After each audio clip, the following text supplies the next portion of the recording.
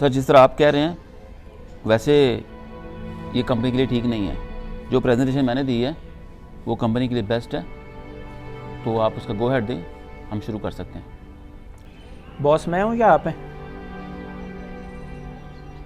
जैसे मैंने कहा वैसे करें आप।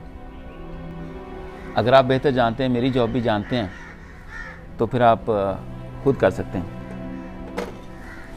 ठीक है, तो फिर आप जा सकते हैं। You are fired. ठीक है, मैं चला जाऊंगा, लेकिन जो प्रपोज़ल मैंने आपको दिया था वही कंपनी, बल्कि आपकी कंपनी के लिए बेस्ट प्रपोज़ल था।